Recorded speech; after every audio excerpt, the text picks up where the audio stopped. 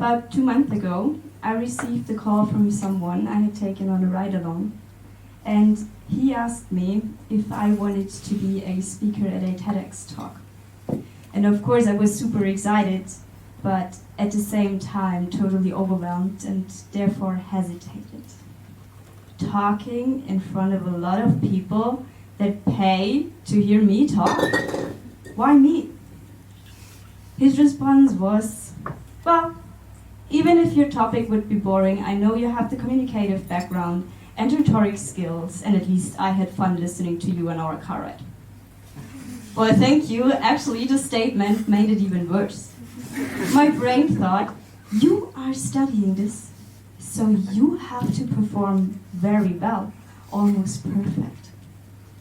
I can tell you, pure pressure and stress, just because I was thinking about the talk.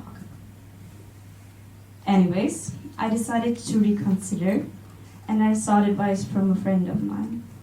And she asked me, Alina, why are you so scared? You talked in front of a lot of people when you were only 16 years old as head girl of the school. And then you gave tours at Neuschwanstein Castle in front of an international, unknown audience in English. So what's the problem now? Yeah, exactly. That's what I was wondering about. Why am I suddenly so scared to talk in front of people when I never struggled with that anxiety before? So, please hold your hand up if you know that feeling. You have to give your presentation and your heart starts pounding. Your excitement increases. And when you go to the front, your hands start shaking.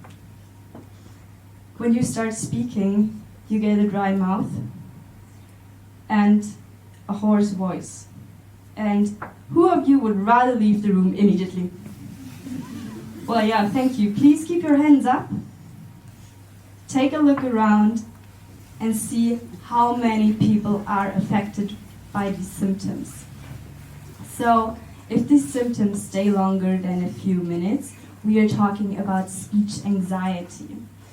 Professor Boyshausen found in a 2009 studies that 41 to 51% of the population are affected by this anxiety. However, the data was collected before Corona. So if I struggle or if I feel that way now, even though I give presentations almost every week, I wonder how many people are affected with this anxiety now, after 2 years of pandemic, when we only met friends or a few contacts and family. So my assumed reason why I'm afraid to speak in front of people was that Corona must have done something to my communicative behavior. And therefore I observed myself and my environment more clearly, and I also talked to friends about their experiences. And I can tell you this, all of them felt the same way. Even people that hold speeches routinely were super excited the first time they spoke in front of a live audience again. So that is actually how I came up with my topic, communication and Corona, so the impact of the pandemic on the way we communicate. Today, I am very glad that I can speak here to you in person, because it would be much harder to keep your attention online. Professor Jeffrey Hancock of Stanford University calls the phenomenon Zoom fatigue, which basically describes that we get exhausted much faster during video conferences. The reason for this is that it's harder to stay attentive in online events, so to say, concentration fatigue. So when we are in online meetings, we can see ourselves the entire time, and therefore we look what we are doing and we observe our behavior and what we look like rather than what is being said. If 50 other faces pop up next to our own, it gets even harder because our eyes register all of the movements and our brain needs to process the information, and therefore it gets tired more easily. So Some of you might think that the problem of, so to speak, visual stimulus overload has changed throughout the pandemic. So at the first, we were sitting nicely dressed in front of the computer. After the second month, we were wearing sweatpants or leggings. After the third month, we didn't even get changed out of our pajama pants until somehow the computer was suddenly broken. So, in addition to that, if the internet connection was bad and one could only understand half of the sentences, we honestly turned rather back to bed. Our attention spans were only reawakened if something exciting happened on the screen. For example, a cat walking through the screen, or in Robert Habeck's live interview, having his son walking shirtless through the live Spiegel interview. Well, so suddenly it was quite normal for me to see my professor with his child on his lap, something which I would have never seen under pre-pandemic conditions. So therefore, we were all far away from each other, sitting at home. But we got glimpses into the private life of our professors, colleagues, lecturers, and so on.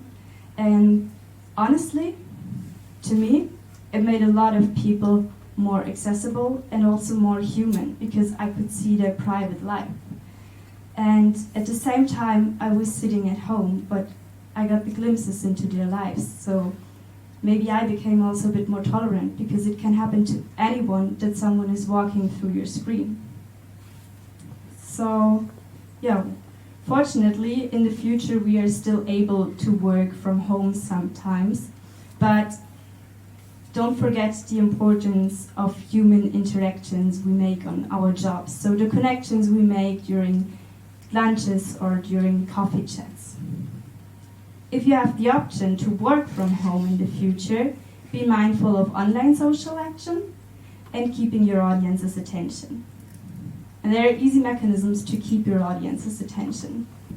So you can use, for example, a solid color background, which is less distracting than having bookshelves in the back where the audience only wants to figure out the title of the book. Or you can simply use animations in your PowerPoints, because the animation will draw the eye to the moving image, and therefore it is easier to the audience to follow your presentation. Or you can simply try to have a look directly into the camera, because then your audience will be most likely to feel more addressed. So now I know how to make eye contact online, but back in the classroom, I didn't know how long it was appropriate to maintain the eye contact. It was super weird. So through facial expressions, gestures, and eye contact, we communicate non-verbally and we gain insights into the feelings of each other. During my first presentation, I couldn't look any of my fellow students in the eye for longer than 2 seconds without feeling embarrassed, ashamed, or strangely intimate. So back then, the people were still wearing masks in the classroom, which made it even harder because I couldn't read their facial expressions.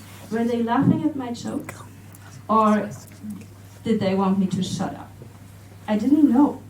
So right now, we don't have to wear masks. And honestly, in some situations, I would like to put one on again so I don't have to suppress my feelings when I'm bored by my counterpart. But of course, that's just a matter of habit. And yeah, before I was talking about intimacy created through eye contact, there is another way to create intimacy, and that is through proxemics, which means our behavior in the room. So basically where we stand and how we move. If I stand closer to you, it maybe gives you the feeling that I like you. If I stand like that, maybe I don't like you that much. You never know. So anthropologist Edward Hall researched proxemics in the 1960s, and he found out different distance zones for the Western Hemisphere. So that's important because the distance zones differ from each culture. And we had 1.5 meter minimum distance during Corona, and quarantine regulations, and they have changed the feeling of closeness for some. So to give you a better idea, families that were living together, maybe they would have liked more distance, whereas people living alone, they would have liked less distance. Maybe they felt lonely. So the relationship to human proximity is of course an individual perception. But there must be something the 1.5 meter minimum distance must have done to our communicative behavior in the room.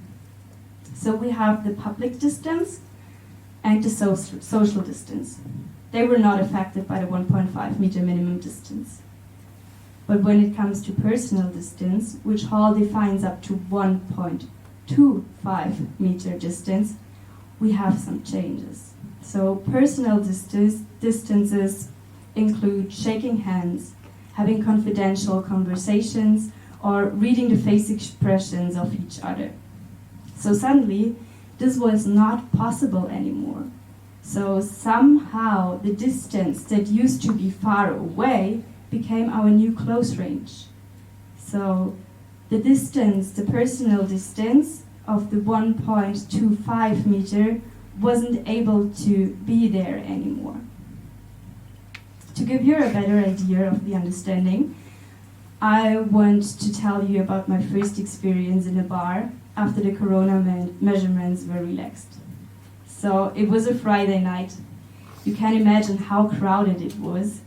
And I was standing in the bar, surrounded by strangers, with little clothes on, and the air was sticky and it smelled of alcohol. So a totally normal situation before corona. But after 2 years of 1.5 meter minimum distance to strangers, I was completely overwhelmed. Most of them were even in my intimate zone, which goes up to 50 centimeters, and therefore I started to freak out. Luckily, I had a friend of mine with me that created distance to each other, and then I was relaxed again. But still, it has affected my perception of distances to other persons. So we usually enter the intimate zone when we hug friends or when we are in a relationship. I was also able to see overexpression of the distances in a friend of mine. So this friend of mine, she met other friends of mine that she never met before, and she was warmly hugged by 5 persons. Afterwards, she told me how bizarre the situation was to her, because all of these strange people suddenly came into her intimate distance zone. So, all in all, century-old rituals like shaking hands have been replaced by insecurities in meeting new persons. But we are able to adapt to our communicative behavior, and therefore unimaginable situations became part of our everyday life, like sitting in front of the computer with wet hair, or having Zoom calls where a child is running around screaming. It's totally normal now, but it was unimaginable before Corona. At the same time, we have situations that used to be normal that are suddenly overwhelming. So, standing in a bar with strangers, or having a meeting and shaking hands. But if we acknowledge these two aspects, and if we create a win-win situation out of these two by combining both of them, we are able to create a win-win situation. Yeah, so we are flexible and we can adapt to our communicative behavior. In the meantime, it is easier for me to hold eye contact again. Oh, sorry. It is easier for me to maintain eye contact again. And I'm also more comfortable in bars. And today I'm even standing here on this stage. So the pandemic has driven digitalization further, and we are now able to communicate remotely and combine that with our personal experience and therefore create a win-win situation. So if you find yourself the next time in a communicative situation where you don't feel that well, just be aware that others might feel the same way. It's totally normal to feel that way. If you are in a communicative situation that you're uncomfortable with, be aware of how many people had their hands up in the beginning and how many people were affected by these issues, and you might feel a bit more comfortable in the future. Thank you.